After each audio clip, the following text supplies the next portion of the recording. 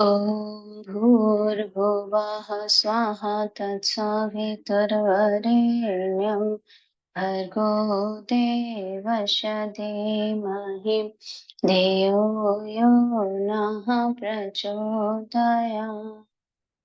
ॐ गुरुर्ब्रह्मा गुरुर्विष्णु गुरुरेव महेश्वर गुरुरेव परब्रह्म तस्मै श्रीगुरुवे नमः। अखण्डमण्डलाकारं व्याप्तं येन चराचरं तत्पदं दर्शितं येन तस्मै श्रीगुरुवे नमः। मातृवत्सलाले च पितृवत् मार्गदर्शिका नमोऽस्तुते गुरुसत्ताये श्रद्धा प्रज्ञायुता जया। ॐ श्री गुरुवे नमः। आवाहयामि स्थापयामि ध्यायामि ततो नमस्कारं करोमि। प्रणाम सभी को। आइए हम लोग राम श्री राम कृष्ण वचनामृत पढ़ते हैं। परिच्छेद 86।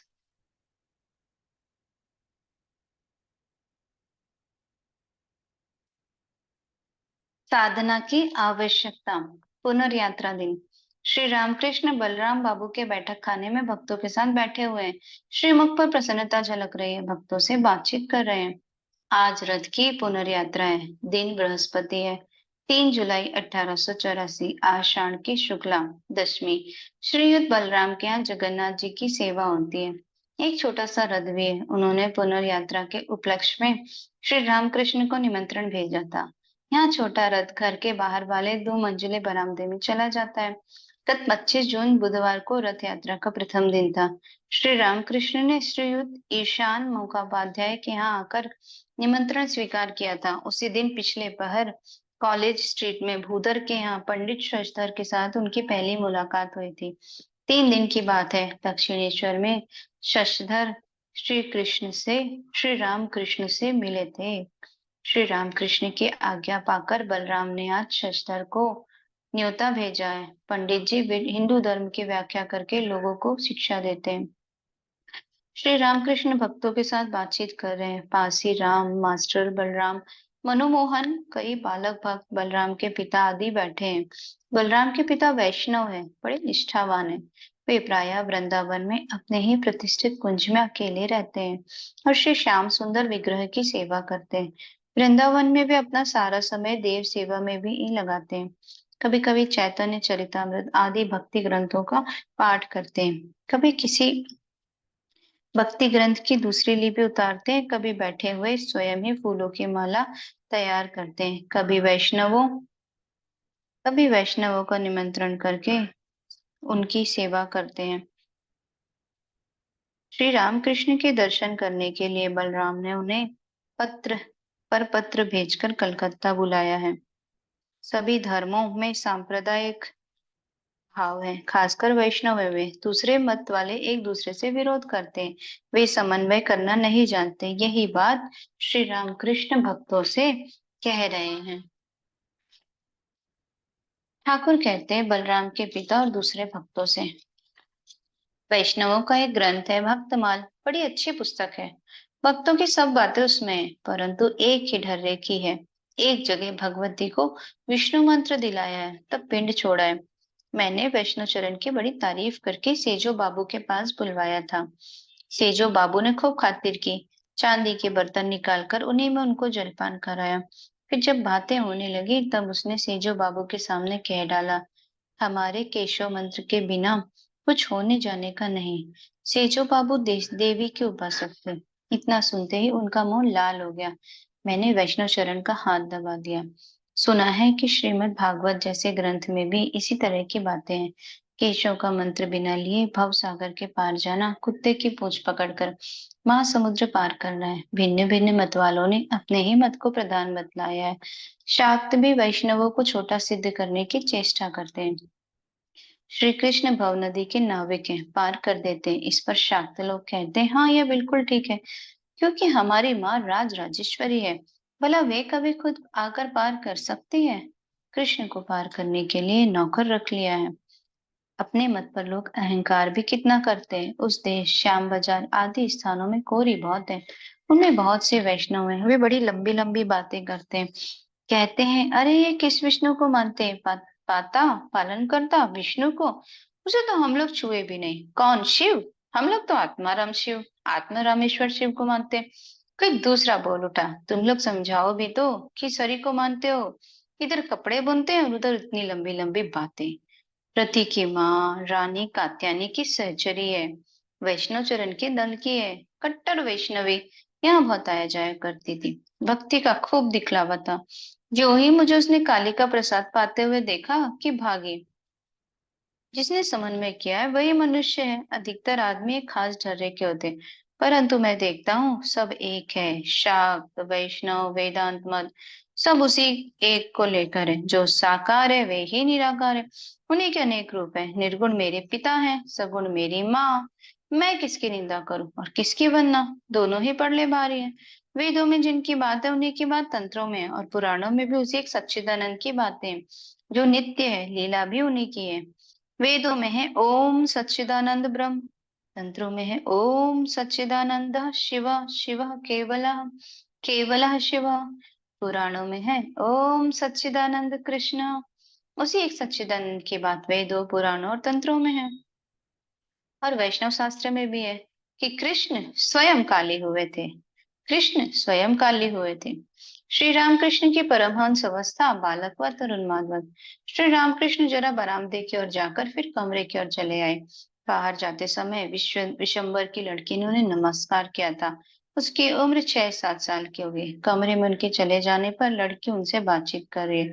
उसके साथ और भी 2-3 उसी की उम्र के लड़के लड़कियां हैं। विशंभर की लड़की ठाकुर से, मैंने तुम्हें नमस्कार किया, तुमने देखा भी नहीं? ठाकुर हंसते हुए, कहा मैंने नहीं देखा। कन्या कहती, तो खड़े हो जाओ फिर नमस्कार करूं। खड़े हो जाओ, इधर से भी करूं। ठाकुर हंसते हुए बैठ गए और जमीन तक सिर झुकाकर कुमारी को प्रति नमस्कार किया। ठाकुर ने लड़की को गाने के लिए कहा। लड़की ने कहा, भाई कसम मैं गाना नहीं जानती। उससे अनुरोध करने पर उसने कहा, भाई कसम कहने पर फिर कभी कहा जा नहीं जा कभी कहा जाता है? भाई कसम कहने पर फिर कभी कहा जाता है? ठाकुर उनके साथ आनंद कर रहे हैं और गाना सुना रहे हैं, बच्चों के गीत। बच्चे और भक्त गाना सुनकर हंस रहे हैं। ठाकुर भक्तों से, परमहंस का स्वभाव बिल्कुल 5 साल के बच्चे का सा होता है। वह सब चेतन देखता है। मैं जब उस देश में कामरपुकुर में रहता था, तब रामलाल का भाई शिवराम 4-5 साल का था। तालाब के किनारे पतंगे पकड़ने जा रहा था। एक पत्ता हिल रहा था। पत्ते की खड़खड़ाहट से शिकार कहीं भाग ना जाए, इस विचार से वह पत्ते से कहने लगा, अरे चुप, मैं पतंगा पकड़ूंगा। पानी बरस रहा था और आंधी भी चल रही थी। रह रहकर बिजली चमकती थी। फिर भी द्वार खोलकर वह बाहर जाना चाहता था। डांटने पर फिर बाहर न गया। झांक झांक कर देखने लगा। बिजली चमक रही थी तो कहा, चाचा फिर चकमके घिस रहा है। परमहंस बालक की तरह होते हैं। उनके लिए ना कोई अपना है ना कोई पराया। सांसारिक संबंध की कोई परवाह नहीं है। रामलाल के भाई ने एक दिन कहा, तुम चाचा हो या मौसा? परमहंसों का चाल चलन भी बालकों सा होता है, कोई हिसाब नहीं रहता कि कहाँ जाए। सब ब्रह्ममय देखते हैं, कहाँ जा रहे हो, कहाँ चल रहे हैं, कुछ हिसाब नहीं। रामलाल का भाई हृदय के यहाँ दुर्गा पूजा देखने गया था। हृदय के यहाँ से आप किसी तरह चला गया। किसी को इसका पता भी न चला। 4 वर्ष के लड़के को देखकर लोग पूछने लगे, तू कहाँ से आ रहा है? वह कुछ ना कह सकता था। उसने फिर कहा, चाला, अर्थात जिस आठ चाले में पूजा हो रही है। जब लोगों ने पूछा, तो किसके यहाँ से आ रहा है? तब उसने कहा, दादा के यहाँ से। परमहंसों की पागलों की सी अवस्था भी होती है। दक्षिणेश्वर की मंदिर प्रतिष्ठा के कुछ दिन बाद एक पागल आया था। वह पूर्ण ज्ञानी था। फटे जूते पहने थे, एक हाथ में बांस की एक कमची लिए था और दूसरे में गमले लगा हुआ है काम का पौधा। गंगा में डुबकी मारकर उठा। न संध्या न पूजन, कपड़े में कुछ लिए हुआ था, वही खाने लगा। फिर काली मंदिर में जाकर स्तव करने लगा। मंदिर कांप उठा था। हलदारी उस समय मंदिर में था। अतिथिशाला में लोगों ने उसे खाने को नहीं दिया था, परंतु उसने जरा भी परवाह नहीं की। जूठी पत्तले खींच खींच कर उनमें जो कुछ लगा था वही खाने लगा। वहां जहाँ कुत्ते खा रहे थे वहीं कभी कभी कुत्तों को हटा कर खाता था। कुत्तों ने उसका कुछ नहीं किया। हलदारी उसके पीछे पीछे गया था, पूछा, तुम कौन हो? क्या तुम पूर्ण ज्ञानी हो? तब उसने कहा था, मैं पूर्ण ज्ञानी हूँ। मैंने हलदारी से जब ये सब बातें सुनी, मेरा कलेजा दहलने लगा। मैं हृदय से लिपट गया। माँ से कहा, माँ, तो क्या यही अवस्था मेरी भी होगी? हम लोग उसे देखने गए। हम लोगों से खूब ज्ञान की बातें करता था। दूसरे आदमी आते तो वही पागलपन शुरू कर देता था। जब वह गया तब हलदारी बहुत दूर तक उसके साथ गया गया था। फाटक पार करते समय उसने हलदारी से कहा था, तुझे मैं क्या कहूँ? तब जब तलैया और गंगा जी के पानी में भेद बुद्धि न रह जाए, तब समझना कि पूर्ण ज्ञान हुआ है। इतना कहकर उसने अपना सीधा रास्ता पकड़ा। पांडित्य की अपेक्षा तपस्या का प्रयोजन, साधना। श्री रामकृष्ण मास्टर से बातचीत कर रहे, पास ही भक्तगण भी बैठे। ठाकुर मास्टर से कहते हैं, शशधर को तुम क्या समझते हो? मास्टर कहते हैं, जी बहुत अच्छा है। ठाकुर कहते हैं, बड़ा बुद्धिमान है ना? मास्टर कहते हैं, जी हाँ, उसमें खूब पांडित्य है। ठाकुर कहते हैं, गीता का मत है, जिसे बहुत से लोग मानते हैं, जानते हैं, उसके भीतर ईश्वर की शक्ति है। परंतु शशधर के कुछ काम बाकी हैं। सूखे पांडित्य से क्या होगा? कुछ तपस्या चाहिए, कुछ साधना चाहिए। गौरी पंडित ने साधना की थी जब वह स्तुतियां पढ़ता था, ओम निरालंबो लंबोदर, तब अन्य पंडित केंचुए हो जाते थे। नारायण शास्त्री भी केवल पंडित नहीं, उसने भी साधना की है। नारायण शास्त्री 25 साल तक एक ही भाव में पढ़ा था। 7 साल तक सिर्फ न्याय पढ़ा था, फिर भी हर हर करते ही भावमग्न हो जाता था। जयपुर के महाराजा ने उसे अपना सभा पंडित बनाना चाहा था। उसने वह काम मंजूर नहीं किया। दक्षिणेश्वर में प्रायः आकर रहता था। वशिष्ठ आश्रम जाने की उसकी बड़ी इच्छा थी। तपस्या करने के लिए जाने की बात प्रायः मुझसे कहा करता था। मैंने उसे वहां जाने के लिए मना किया। तब उसने कहा, इसी दिन दम खत्म हो जाएगा, फिर साधना कब करूंगा? जब उसने हट पकड़ा तब मैंने कह दिया, अच्छा जाओ। सुनता हूँ कोई कोई कहते हैं नारायण शास्त्री का देहांत हो गया है। तपस्या करते समय किसी भैरव ने शपथ मारी थी। कोई कोई कहते हुए बचे हुए हैं, अभी उनको रेल पर सवार करा के हम आ रहे हैं। केशव सेन को देखने से पहले नारायण शास्त्री से मैंने कहा, तुम एक बार जाकर उन्हें देखाओ और मुझे बताओ कि वे कैसे आदमी हैं। वह देखकर जब आया तब उस कहा, वह जब करके सिद्ध हो गया है। नारायण ज्योतिष जानता था। उसने कहा, केशव सेन भाग्य का बड़ा जबरदस्त है। मैंने उससे संस्कृत में बातचीत की थी, वह भाषा बंगाली बोलता था। तब मैं हृदय को साथ लेकर बेलगर के बगीचे में केशव से मिला। उसे देखते ही मैंने पूछा था, इन्हीं की पूंछ गिर गई थी? इन्हीं की पूंछ गिर गई है? मैं पानी में भी रह सकते हैं और जमीन पर भी। ठाकुर पूंछ गिरने की लोकोक्ति के द्वारा कह रहे हैं कि यही केशव है जो संसार में भी रह सकते हैं, रहते हैं और ईश्वर में भी। मेरी परीक्षा लेने के लिए 3 ब्रह्म समाजियों को केशव ने काली मंदिर भेजा। उनमें प्रसन्न भी था। बात यह थी कि वे रात दिन मुझे देखेंगे और केशव के पास खबर भेजते रहेंगे। मेरे घर में रात को सोए बस दया मैं करते थे और मुझसे कहते थे, तुम केशव बाबू की पैरवी करो तो तुम्हारे लिए अच्छा होगा। मैंने कहा, मैं साकार जो मानता हूँ। उन्होंने दया में कहना ना छोड़ा। तब मेरी एक दूसरी अवस्था हुई। उस अवस्था में मैंने कहा, हटो यहाँ से। घर के भीतर मैंने उन्हें किसी तरह न रहने दिया। वे सब बरामदे में पड़े रहे। कप्तान ने भी जिस दिन मुझे पहले पैर देखा उस दिन रात को यहीं रह गया। नारायण जब था तब एक दिन माइकल आया था, मथुर बाबू का बड़ा लड़का। द्वारका बाबू उसे अपने साथ ले आया था। मैगजीन के साहबों के साथ मुकदमा होने वाला था। इस पर सलाह लेने के लिए बाबुओं ने माइकल को बुलाया था। दफ्तर के साथ ही बड़ा कमरा है, वही माइकल से मुलाकात हुई थी। मैंने नारायण शास्त्री की बातचीत करने के लिए कहा। संस्कृत में माइकल अच्छी तरह बातचीत न कर सका। तब भाषा बंगला में बातचीत हुई। नारायण शास्त्री ने पूछा, तुमने अपना धर्म क्यों छोड़ा? माइकल ने पेट दिखाकर कहा, पेट के लिए छोड़ना पड़ा। नारायण शास्त्री ने कहा, जो पेट के लिए धर्म छोड़ता है उससे क्या बातचीत करूं? तो माइकल ने मुझसे कहा, आप कुछ कहिए ना। मैंने कहा, न जाने क्यों मेरी कुछ बोलने की इच्छा नहीं होती, किसी ने मेरा मुंह जैसे दबा रखा हो। ठाकुर के दर्शनों के लिए चौधरी बाबू के आने की बात थी। मनोमोहन कहने लगे, चौधरी नहीं आएंगे, उन्होंने कहा है फदीरपुर का वह शस्त्र आएगा, अतः मैं न जाऊंगा। ठाकुर कहते, कैसा नीच प्रकृति है, विद्या का अहंकार दिखलाता है, उधर दूसरा विवाह किया है, संसार को तो इनके बराबर समझने लगा है। चौधरी ने एमए पास किया है, पहली स्त्री की मृत्यु होने पर बड़ा वैराग्य था। ठाकुर के पास दक्षिणेश्वर प्राय जाता था, उसने दूसरा विवाह किया है, 3-4 सौ रुपया महीना पाता है। ठाकुर भक्तों से बोलते हैं, इस कामनी कांचन की आसक्ति ने आदमी को नीच बना डाला है। हरमोहन जब पहले आया था तब उसके लक्षण बड़े अच्छे थे। उसे देखने के लिए मेरा जो व्याकुल हो जाता था उसे देखने के लिए मेरा जी व्याकुल हो जाता था। तब उसकी उम्र 17-18 की रही होगी। मैं अक्सर उसे बुला भेजता था, पर वह ना आता था। अब बीबी को लेकर अलग मकान में रहता है। जब अपने मामा के यहाँ रहता था तब बड़ा अच्छा था, संसार की कोई झंझट न थी। अब अलग मकान लेकर रोज बीबी के लिए बाजार करता है।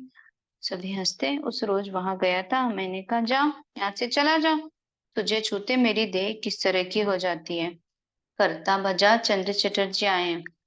उम्र 60-65 की होगी। मुख पर करता भजा वालों के श्लोक रहते हैं। ठाकुर के पैर दबाने के लिए जा रहे थे, उन्होंने पैर छूने ही न दिए। हंसकर कहा, इस समय तो खूब खिसाबी बातें कर रहा है। भक्तगण हंसने लगे। अब श्री रामकृष्ण बलराम के अंतःपुर में श्री जगन्नाथ दर्शन के लिए जा रहे हैं। वहां की स्त्रियां उनके दर्शनों के लिए व्याकुल हो रही हैं। ठाकुर फिर बैठक खाने में आए, हंस रहे हैं। कहा, मैं सोच को गया था, कपड़े बदलकर श्री जगन्नाथ जी के दर्शन किए और कुछ फूल दल चढ़ाए। विषयी लोगों की पूजा जब तब सब सामयिक है। जो लोग ईश्वर के सिवा और कुछ नहीं जानते, जो लोग ईश्वर के सिवा और कुछ नहीं जानते, वे सांस के साथ साथ उनका नाम लेते हैं। कोई मन ही मन सदा राम ओम राम जपता रहता है। ज्ञान मार्गी सोहम सोहम जपते हैं। किसी किसी की जीभ सदा हिलती रहती है। सदा ही स्मरण मनन रहना चाहिए। शशधर आदि भक्तगण समाधि में। श्री रामकृष्ण। पंडित शशधर दो एक मित्रों के साथ कमरे में आए और ठाकुर को प्रणाम किया और आसन ग्रहण किया। ठाकुर हंसते हुए कहते, हम लोग वधू सखियों के समान शैया के पास बैठे हुए जाग रहे कि कब वर आए। हम लोग वधू सखियों के समान भैया सैया के पास बैठे हुए जाग रहे हैं कि कब वर आए। पंडित शशधर हंसने लगे। अनेक भक्त उपस्थित हैं। बलराम के पिता भी हैं, डॉक्टर प्रताप भी हैं। श्री रामकृष्ण फिर बातचीत करते हैं। ठाकुर बोलते हैं, शस्त्र से ज्ञान का पहला लक्षण है स्वभाव शांत हो, दूसरा अभिमान न रहे। तुम में दोनों लक्षण है। यानी कि और भी कुछ लक्षण है। साधु के पास वह त्यागी है, कार्य करते समय जैसे लेक्चर देते हुए वह सिंह के समान है। स्त्री के पास रसराज है, रसशास्त्र का पंडित। विज्ञानी का और स्वभाव है, जैसे चैतन्य देव की अवस्था, बालकवत, उन्मत्तवत, जड़वत और पिशाचवत। बालक की अवस्था में कई अवस्थाएं हैं। बाल्य, कैशोर्य, यौवन, किशोरावस्था में दिल लगी सोचती है। उपदेश देते समय यौनावस्था होती है। पंडित जी, किस तरह की भक्ति से वे मिलते हैं? ठाकुर कहते हैं, प्रकृति के अनुसार भक्ति तीन तरह की है। भक्ति का सत्व, भक्ति का रज और भक्ति का तम। भक्ति का सत्व ईश्वर ही समझ सकते हैं। उस तरह का भक्त भाव छिपाना पसंद करता है। कभी वह मसरे के भीतर बैठकर ध्यान करता है, कोई समझ नहीं सकता। सत्व का सत्व अर्थात शुद्ध सत्व के बन जाने पर फिर ईश्वर दर्शन में देर नहीं रहती। जैसे पूरब की ओर ललाई छा जाने पर यह समझने में देर नहीं होती कि अब शीघ्र ही सूरज निकलेंगे। जिसे भक्ति का रजो भाव होता है, उसकी इच्छा होती है कि लोग देखें, जाने कि मैं भक्त हूँ। वह षोडशोपचार से उनकी पूजा करता है। रेशम की धोती पहनकर ठाकुर मंदिर में जाता है। गले में रुद्राक्ष की माला धारण करता है। उसमें मुक्ता और कहीं कहीं सोने के दाने पड़े रहते हैं। भक्ति का तमोभाव वह है जिसमें डाके का मतलब दिख पड़े। डाकू बड़े बड़े हथियार लेकर डाका डालते हैं ना, 8 थानेदार को भी नहीं डरते। मुख पर मारो लूट लो लगा रहता है, पागल की तरह बम शंकर कहते हैं। मन में पूरा भरोसा, पक्का बल और जीता जागता विश्वास। शाक्तों का भी विश्वास ऐसा ही है कि एक बार मैं काली का नाम ले चुका, दुर्गा को पुकारा, राम नाम जपा, इतने पर भी मुझे पाप छूले। वैष्णवों के भाव में बड़ी दीनता है। वे लोग बस माला फेरते रहते हैं, रोते कलपते हुए रहते हैं। हे कृष्ण, हे कृष्ण, दया करो, मैं अधम हूँ, मैं पापी हूँ, दया करो। ज्वलंत विश्वास चाहिए, ऐसा विश्वास कि मैंने उनका नाम लिया है, मुझे फिर कैसा पाप। पर कुछ लोग रात दिन ईश्वर का नाम लेते हैं और कहते हैं, मैं पापी हूँ, यह कहते ही ठाकुर का प्रेम पारावार उमड़ चला। वे गाने लगे। गाना सुनकर शशधर की आंखों में आंसू आ गए। गीतों का भाव यह है। यदि दुर्गा दुर्गा कहते हुए मेरे प्राण निकलेंगे तो अंत में इस दीन को तुम कैसे नहीं तारती हो, मैं देखूंगा। यदि दुर्गा दुर्गा कहते हुए मेरे प्राण निकलेंगे तो अंत में इस दीन को तुम कैसे नहीं तारती हो, मैं देखूंगा। ब्राह्मणों का नाश करके, गर्भपात करके, मदिरा पीकर और स्त्री हत्या करके भी मैं नहीं डरता। मुझे विश्वास है मुझे विश्वास है कि इतने पर भी मुझे ब्रह्म पद की प्राप्ति होगी। शिव के साथ सदा ही रंग करते हुए तो आनंद में मग्न है। सुदापान करके तेरे पैर तो लड़खड़ा रहे हैं, पर माँ तो गिर नहीं जाती। अब अधर के गवैये वैष्णव चरण गा रहे हैं। भाव इस प्रकार है। ऐ मेरी रसने सदा दुर्गा नाम का जप कर। बिना दुर्गा के इस दुर्गम मार्ग में और कौन निस्तार करने वाला है। तुम स्वर्ग हो, मर्त्य और पाताल हो। हरि ब्रह्मा और द्वादश गोपाल भी तुम्ही से हुए हैं। ए माँ, तुम 10 महाविद्याएं हो। 10 बार तुमने अवतार लिया है। अब की बार किसी तरह मुझे पार करना ही होगा। माँ, तुम चल हो, अचल हो, तुम सूक्ष्म हो, तुम स्थूल हो। सृष्टि स्थिति और प्रलय तुम हो। तुम इस विश्व के मूल हो। तुम 3 लोकों की जननी हो। तुम लोग तीनों लोक की त्राणकारिणी हो। तुम सबकी शक्ति हो। तुम स्वयं अपनी शक्ति हो।